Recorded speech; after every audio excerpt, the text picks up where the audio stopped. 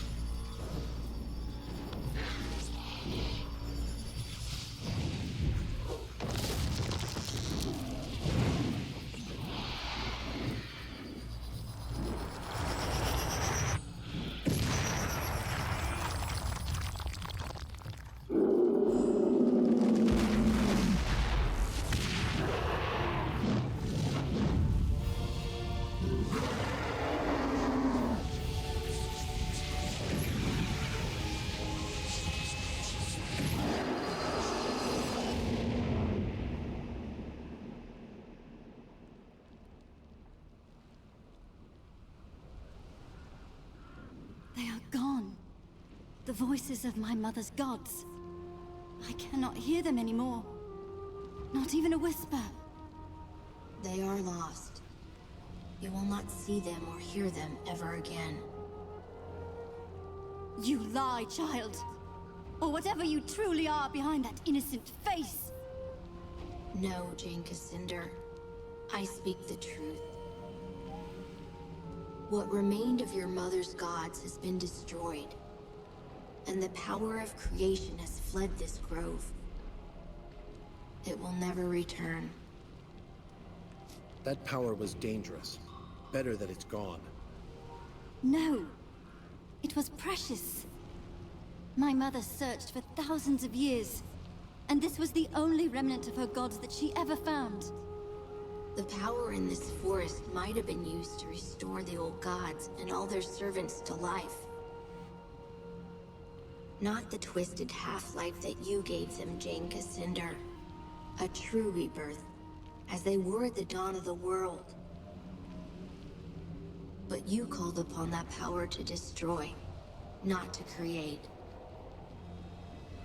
You twisted the power of creation to your own ends, until all that was left was an empty shell, rotted from within.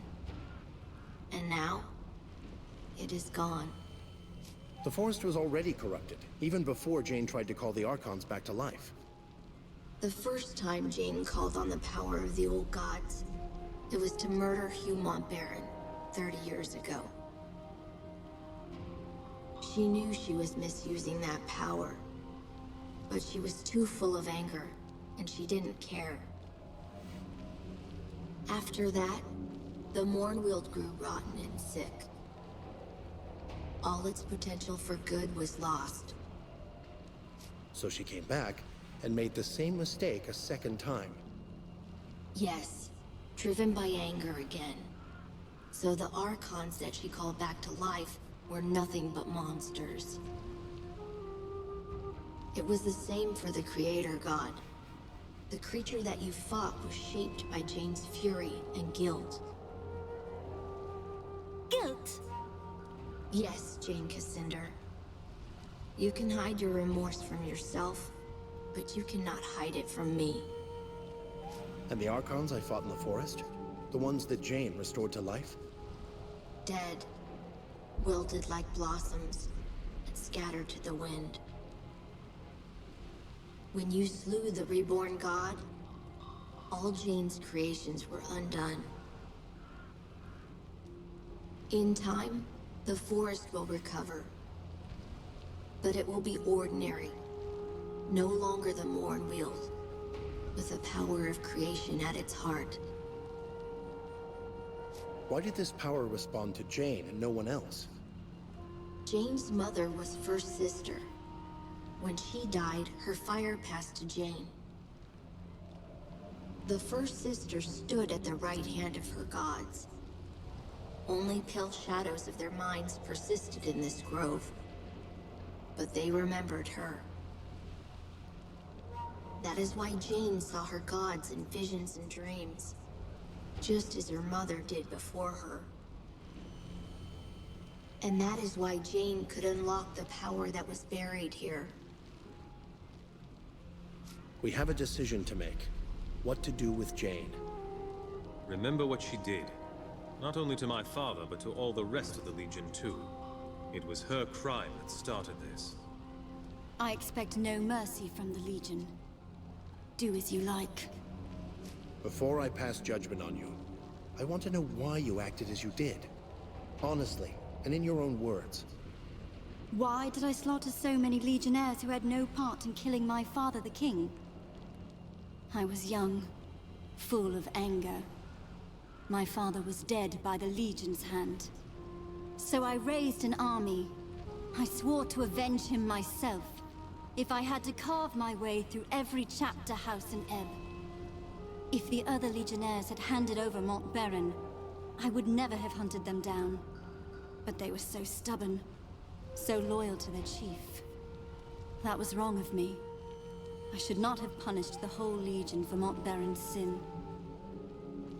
You've told me why you destroyed the Legion, but why fight a war with the Queen?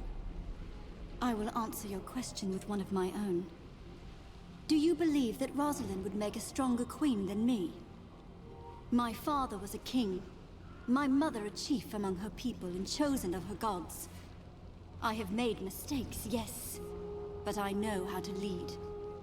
And Rosalind, she has the heart of a lamb. Would you trust the rebuilding of this kingdom to a sheltered little girl? If Rosalind falters, the Legion will keep the country whole. Be careful. I hear the echo of Hugh Montbaron behind those words. Take too strong a hand, and the people will cast your Legion down again. You're sorry for killing the Legionnaires, but not for killing Montbaron. No. I would kill him again. He murdered my father, and I don't care what his reasons were. You asked for honesty. There you have it. The Mournweald was sacred to your people, and especially to your mother. Why would you confront the Legion here? Montbaron lured me to this place. Somehow, he knew what I was. And he knew that this forest was sacred to me. He believed that I would never dare to strike him down. Not in the presence of my mother's gods. He was wrong. You used the power of the Mournweald against him. Montbaron was so arrogant. So sure that he'd outmaneuvered me. That smug look on his face, with no hint of remorse for what he'd done. That was what doomed him, most of all. I will never understand why the forest allowed him to enter, when so many others were kept out. Perhaps your gods, or what was left of them, felt pity for the Legionnaires and tried to save them. So my mother's gods were asking me to be merciful. That is what they meant by allowing the Legionnaires to shelter in this grove? I never thought of that. If that is true, then I failed them. I have no more questions. I've made my decision. And I am ready for your judgment, though I know what it will be. No, you won't die today. I promised Rosalind that I'd spare your life. Little Queen Mouse. I owe my life to that cringing girl. That is a fine irony. Am I to be your prisoner, then? Paraded through the streets in a gilded cage? Atone for all the suffering you've caused. Help us to rebuild the kingdom. You are not the Legion I remember. They were arrogant, and they would never have proposed such a thing. Very well. You have my promise. I will use what influence I have to help you heal this country. Let the war between us end. By those words, Jane Cassinder, you are bound to the Legion now. It's over then. For now, you deserve a rest. But it may be short-lived. Not all of Jane's followers will accept her defeat. No, they will not. The country is still divided against itself. And the Legion has old enemies. They have not forgotten you. Some may be far worse than Jane. But you've shown yourself to be fair, as well as strong. Whatever happens, the people of Ebb will stand behind you. Time to leave, I think. Odo and Martin must be waiting for news. We part ways then. I will be watching. And one day, I will see you again.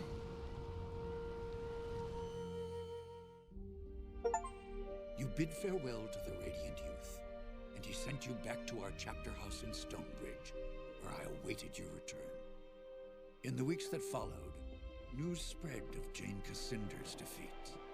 Her army scattered, giving us time to rest and regroup.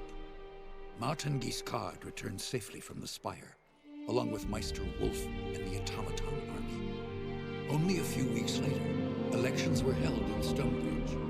Meister Wolf, who had been so public in his support of the Legion, almost won the office of mayor. But he was defeated in the end. Many people had wanted the dapper old gent to hang, They resented the fact that the Legion had spared his life, and they blamed poor Wolf.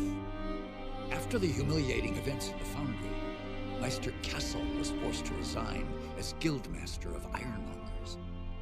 The Cyclopses negotiated a new contract for higher wages, and with the help of Meister Fiddlewick, formed a new workers' union. For the first time in 100 years, they were permitted to leave the Foundry and spend their newfound wealth in the markets and taverns of Stonebridge. Cyclopses are becoming an increasingly common sight in Stonebridge, and many believe that they will eventually take their place as equal citizens of the town. Archambault du Payen, formerly known as the Dapper Old Gent, proved a valuable addition to the Legion. His knowledge of Legion magic allowed us to retake control of the Sentinels that had long guarded our chapter houses and estates. But the Gent couldn't leave our chapter house without drawing an angry mob. His confinement started to drive him mad. So he returned to his beloved causeways, beneath an endless sky, and he dwells there still. With the reopening of the Heroes Crypt, pilgrims returned to the Rukenval, and merchants followed. The following winter was harsh, just as Lazar Basili feared. But thanks to the trade from the south, the people of Ravensrill stayed warm and fed. When spring came, many more pilgrims arrived, and the town of Ravensrill grew wealthy again. Lazar and his people built a new stone wall around the town, and reclaimed their abandoned houses and farmsteads from the forest. It is a happy change of fortune for a long-suffering town. In his last letter to me, Lazar added one other piece of news. Gunderic Manor has a new mistress, a witch called Leona. The manor has become a gathering place for scores of Lescanzi witches, many of whom are apparently quite beautiful. Lazar reports that the young men of Ravensrill have also begun frequenting the manor, much to the irritation of their mothers and wives. Since the local men will not hear any talk of banishing the witches, it appears that Leona and her people have found a new home, which was perhaps what she intended from the start.